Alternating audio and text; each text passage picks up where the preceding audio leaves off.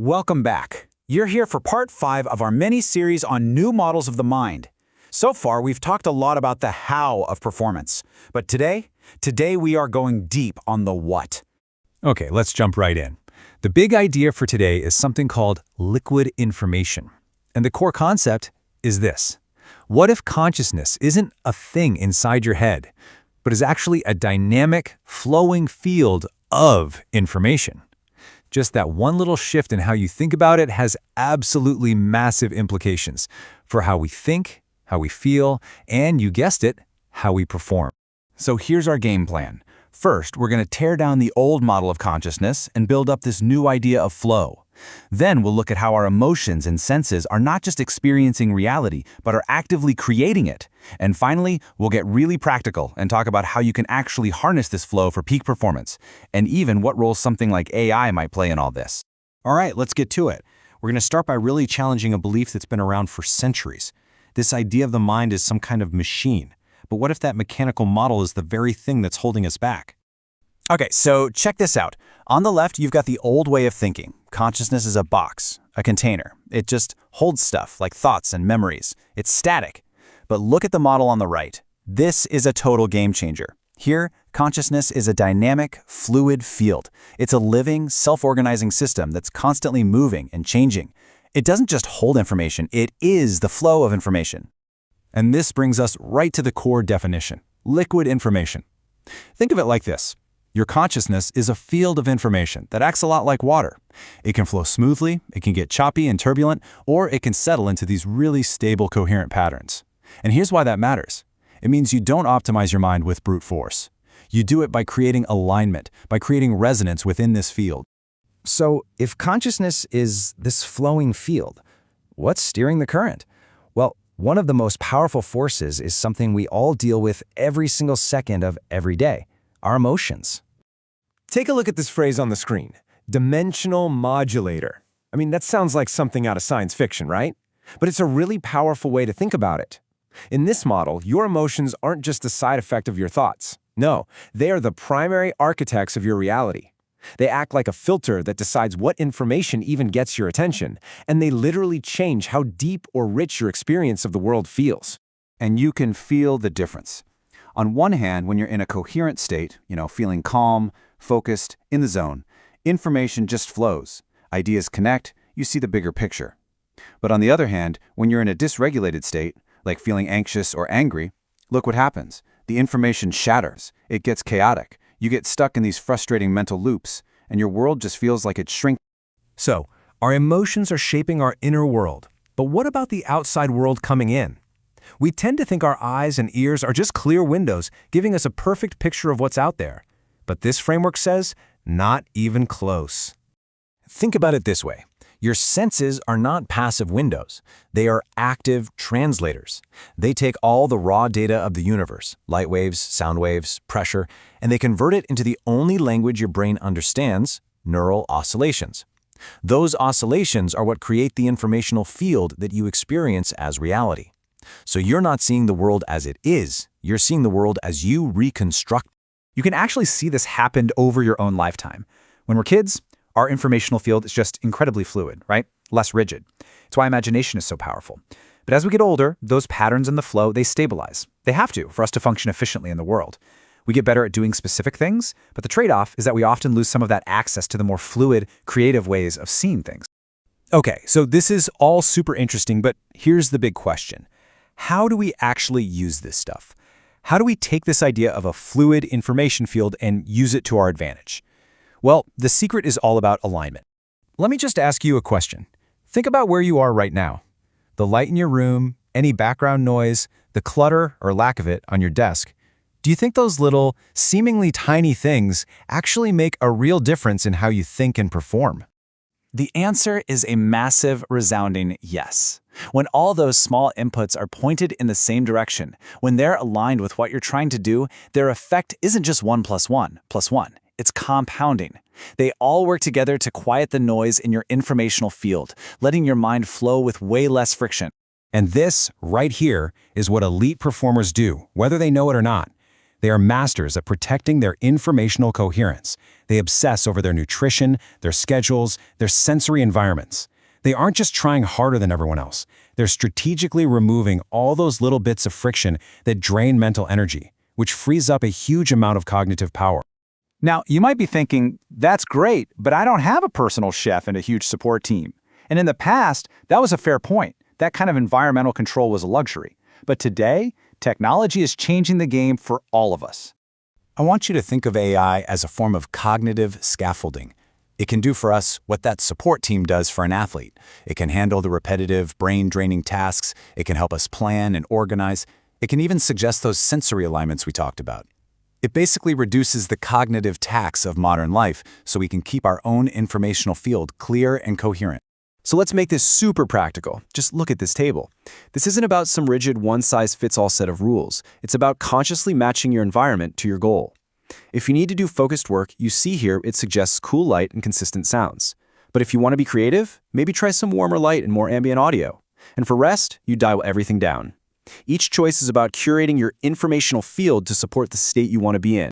And really, this is what it all comes down to. This is the big shift. We spend so much of our lives trying to force our way to better performance, just pushing through with sheer willpower. But this whole framework tells us there's a much smarter way. Optimization doesn't come from force. It comes from coherence. And here it is. This is the ultimate takeaway. When you get all the pieces working together, your senses, your emotions, your environment, and what you're trying to do, something incredible happens. Peak performance stops being this thing you have to struggle for. It just emerges, naturally, fluidly, and a lot of the time, without you even having to think about it.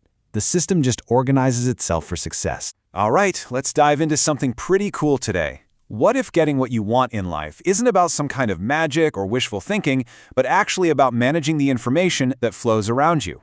Today, we're breaking down a framework called liquid information, and it's all about seeing your life less like a fixed path and more like a market that you can actively influence. So let's start with the big one, right? The question we've all wondered about. Can you literally just think your way to success? You know, the whole idea that if you just want something bad enough, the universe will deliver it. It's a super popular idea, but what if the real process is less about magic and, honestly, a lot more powerful? And that's exactly where we're headed. We're going to ditch the mystical crystal ball idea and replace it with something much more practical. A bustling marketplace, an information market, where you're not just some bystander hoping for the best, you are an active trader, a key player. So here's our game plan for today. First, we'll get past all that mystical attraction stuff. Then we'll define what this information market really is. After that, we're going to look at a really important pitfall called the capacity collapse, then talk about how to forge your alignment to avoid it. And finally, we'll completely redefine what it means to be lucky. Okay, first things first. Let's move beyond this idea of mystical attraction. If it's not some kind of cosmic delivery service, then how in the world does your mind actually shape the reality you experience day to day? Okay, this is the crucial shift. Think of your attention like a spotlight. It doesn't magically pull things out of thin air and bring them to you. No. What it does is shine a bright light on certain parts of your world. It makes specific ideas, certain people, and new opportunities impossible for you to miss. And by doing that, it completely shapes the landscape you operate in and, of course, the actions you end up taking. And that idea, it leads us right into the heart of this whole thing, seeing your life as a dynamic information market. When you start thinking this way, everything changes. You move from being a passive passenger of fate to an active driver in your own personal economy. I mean, just look at the contrast here. Fate makes you feel like you're just a character in a story that's already been written. You're a passive recipient. But a market is alive. It's dynamic. It's responsive. It actually reacts to what you do, to your focus, your energy, your actions. You suddenly become an active participant. You're shaping the economy of your own life. And this totally reframes what we even mean by an outcome. It's not some prize you manifest and then it's yours forever. No, it's a state you have to enter into. Think about it, like being physically fit or running a great business. That's a state you have to prepare for, build the capacity to even handle, and then work every single day to sustain. But that whole building capacity thing is so important because there's a huge danger lurking in this market. It's called the capacity collapse, and it answers the question, what happens when you get exactly what you want, but way too soon? We've all heard the stories, right? The lottery winner who's broke in 2 years. the startup that gets a massive round of funding and then just implodes. They got the outcome they were dreaming of, but it came down on them like an avalanche, way before they'd built the foundation to support all that weight. And this is what that looks like. You get this huge, massive spike, the sudden gain. But without the systems, the experience, the mental foundation to handle it, it's just completely unstable. And what often happens is a rapid, painful collapse that can leave you even worse off than when you started. This right here is the absolute key. The problem was never a lack of desire. They wanted it, for sure. The problem was a lack of capacity, the ability to absorb, manage, and grow that success. You really do have to build a container before you try to fill it. So you can see there are two very different roads to growth here. The first is that destabilizing path, a huge gain that just leads to collapse. But the second, the stable path, well, it's a much more gradual process. You're accumulating knowledge, you're adjusting to small wins and losses, and you're patiently building the readiness to handle real success when it finally shows up. Okay, so if capacity is the name of the game, how do we actually build it? How do we forge that internal alignment that gets us ready for the success we're working toward? So for most of us, let's be real, this is our default setting. This is a normal day. Our attention, our mental energy is just fragmented. It's split between work obligations, social media distractions, unresolved stuff in the back of our minds, and just plain old autopilot routines. And when your energy is this scattered, building any real, sustainable momentum is pretty much impossible. Now contrast that with this. This is the high performer model. And look, this isn't about ignoring your life or your responsibilities. It's about intentional, temporary prioritization. For a set period, your attention is deliberately channeled, funneling almost all of your cognitive resources toward one single goal. This is how capacity gets built. So how do you get there? Well, you could call it a kind of intentional obsession. You deliberately narrow your focus. You commit to small, consistent actions every single day that build up that readiness. And this last part is so crucial. You have to act from a place of clarity, not from stress. Because chronic stress, it just shatters your attention right back into that fragmented state. And all of this brings us to our final piece of the puzzle, where we tie everything together and totally redefine what we think of as luck.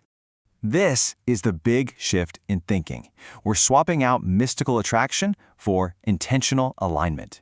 And we're trading the idea of random luck for something way more empowering, prepared perception. It's about moving from a state of passive wishing to one of active building. So what is this prepared perception? It's that state you get to when your mind has been so consistently focused on one thing that it starts to automatically filter the entire world for you. The right information, the right opportunities, they don't just magically appear. The truth is, you've trained your perception to finally see what was probably there all along. And this is the line to burn into your memory. What looks like attraction is really alignment. And what looks like sheer luck is almost always prepared perception. The next time you see someone who seems to be incredibly lucky, just ask yourself, are you maybe just seeing someone who did the deep, quiet, consistent work of preparing their mind to see the opportunities that everyone else is blind to? So I'll leave you with this question to think about.